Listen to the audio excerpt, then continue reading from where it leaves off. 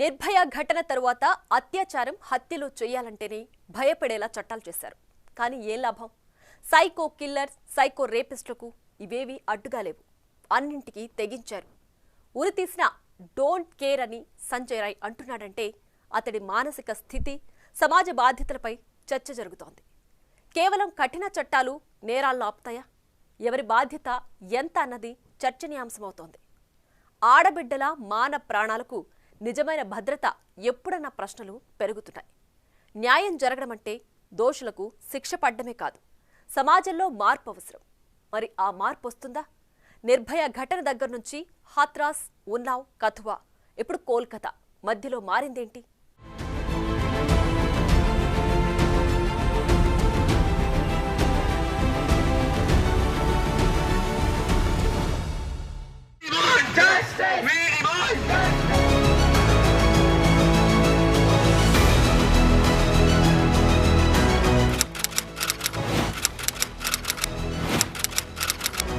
Nirbhaya paramedical student. ఆమె స్నేహితుడు ఇద్దరు రాత్రి ఇంటికెళ్లేందుకు ఓ ప్రైవేటు బస్సు ఎక్కారు. ఆ బస్సులో ఉన్నది 6 మాత్రమే. ఇద్దరు ఎక్కగానే ఒక్కసారిగా బస్సు విండో కర్టెన్లు, డోరు మూసేశారు. ఏదో జరుగుతోందని అనుమానించిన ఆ ఇద్దరు దిగిపోతామని చెప్పారు. వెంటనే ఓ ఐరన్ రాడ్ తీసుకుని నిర్భయ స్నేహితుణ్ణి తీవ్రంగా కొట్టారు. నిర్భయను బస్సు వెనక్కు తీసుకుని వెళ్లి గంటసేపు ఒకరి తర్వాత మరొకరు తీవ్రంగా హింసించి అత్యాచారం చేశారు. ఈ ఘటన జరుగుతున్నంతసేపు బస్సును ఢిల్లీ వీధుల్లోనే దోషులు తిప్పారు. ఆ తర్వాత వారిద్దరిని బస్సు నుంచి తోసేసి వెళ్లిపోయారు. గుర్తించిన స్థానికులు పోలీసులకు సమాచారం ఇవ్వడం, హాస్పిటల్కు తరలించడం జరిగాయి. పోస్టుమార్టం రిపోర్ట్లో దారుణమేంటో బయటపడింది. ప్రైవేటు పార్ట్స్ ను తీవ్రంగా దెబ్బతీశారు. ఐరన్ రాడ్తో కొట్టారు. శరీరమంతా గాయాలు చేశారు. ఈ దారుణం గురించి తెలియడంతో ఒక్కసారిగా దేశమంతా తీవ్రస్థాయిలో నిరసనలు వ్యక్తమయ్యాయి. ఢిల్లీ వీధుల్లో అయితే ఒకటే ఆందోళనలు. ఆడబిడ్డలకు రక్షణ ఇంకెప్పుడని నినాదాలు చేశారు. ప్రాణాలతో పోరాడిన నిర్భయ 2012 డిసెంబర్ 29న తుది శ్వాస విడిచింది. ఈ ఘటన దేశవ్యాప్తంగా సంచలనమైంది. సాక్షాత్తు దేశ రాజధానిలోనే మహిళలకు రక్షణ లేకపోతే ఇంకెక్కడ ఉంటుందని ఆందోళనలు జరిగాయి. దీంతో నాటి ప్రభుత్వం అత్యాచారం చేసి చంపాలంటేనే భయపడేలా నిర్భయ చట్టం తీసుకొచ్చింది.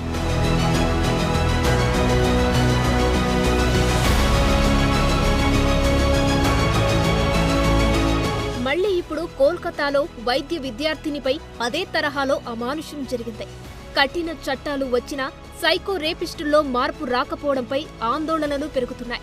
దారుణం జరిగింది, మరి వెంటనే పకడ్బందీగా దర్యాప్తు జరగడం, ఈ ఘటనలో పాల్గొన్న వారిని సాక్ష్యాధారాలతో పట్టుకోవడం, శిక్ష పడేలా చేయడం, ఇవన్నీ తక్షణమే బాధిత కుటుంబానికి జరగాల్సిన న్యాయం. కానీ కోల్కతా ఆర్జీకర్ హాస్పిటల్లో మాత్రం జరిగింది వేరు అంటున్నారు. బెంగాల్ సీఎం మమతా బెనర్జీ పోలీసులకు 6 రోజుల టైం ఇచ్చారు. లేదంటే కేసు సీబీఐకి రిఫర్ చేస్తామన్నారు. కానీ కోల్కతా హైకోర్టు జోక్యం చేసుకుని కేసును సీబీఐకి బదిలీ చేయాలని ఆదేశించింది. దర్యాప్తులో పురోగతి లేదని, సాక్ష్యాలను ధ్వంసం చేసే అవకాశముందని హైకోర్టు ధర్మాసనం అభిప్రాయపడింది. హాస్పిటల్లో పరిస్థితులపైన, అక్కడి లోపాలపైన హైకోర్టు కీలక కామెంట్స్ చేసింది.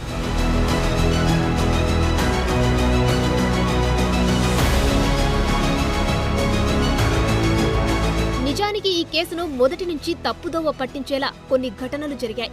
అవేంటో చూద్దాం. ఆగస్టు 9న ఉదయం 6 గంటలకు చనిపోయి కనిపించింది వైద్య విద్యార్థిని. అంటే ఆగస్టు 8న ఆర్జికర్ హాస్పిటల్లో నైట్ డ్యూటీ చేసేందుకు వచ్చింది. అదే రోజు రాత్రి 11:30 గంటల సమయంలో తన తల్లిదండ్రులతో ఫోన్లో మాట్లాడింది. రోజువారీలాగే మాట్లాడింది. ఏదైనా సమస్య ఉన్నట్లుగాని, బాధలో ఉన్నట్లుగాని ఏమీ చెప్పలేదని పేరెంట్స్ అంటున్నారు. ఆగస్టు 9న ఉదయం 11 గంటలకు కుమార్తె అనారోగ్యంగా ఉన్నట్లు హాస్పిటల్ అసిస్టెంట్ సూపరింటెండెంట్ సమాచారం ఇచ్చారని తల్లిదండ్రులు చెబుతున్నారు. ఆ తర్వాత మరో అరగంటకు అదే అసిస్టెంట్ సూపరింటెండెంట్ తమ కుమార్తె హాస్పిటల్లోనే సూసైడ్ చేసుకుందని చెప్పారన్నారు. సో తమకు రాత్రి మాట్లాడినప్పుడు ఏమీ చెప్పని తమ కూతురు ఆత్మహత్య చేసుకుందని ఎలా చెబుతారని పేరెంట్స్ ప్రశ్నిస్తున్నారు. అంతేకాదు, శరీరం కింది భాగంలో డ్రెస్ లేనట్లు గుర్తించారు. ఇందులో ఒకరి కంటే ఎక్కువ మంది ఉంటారని విద్యార్థిని తల్లిదండ్రులు అనుమానాలు వ్యక్తం చేస్తున్నారు.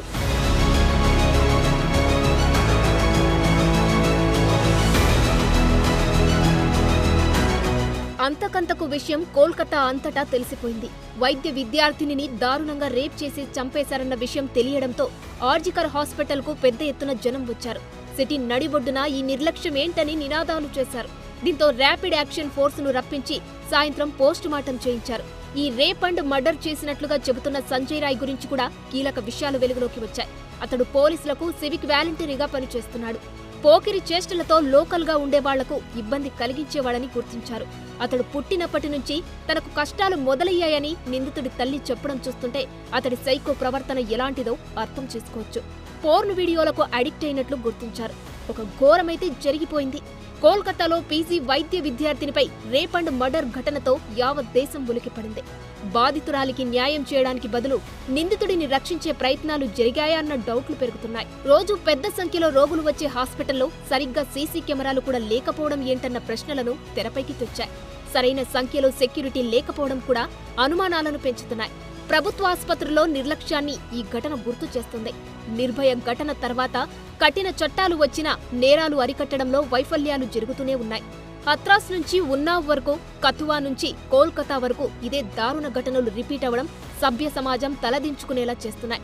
కోల్కతా పీజీ వైద్య విద్యార్థినికి న్యాయం జరగాలి, దోషులు ఎందరుంటే అందర్నీ శిక్షించాలన్న డిమాండ్లు పెరుగుతున్నాయి. సిబిఐ టీం ఇప్పుడు అదే పనిలో ఉంది.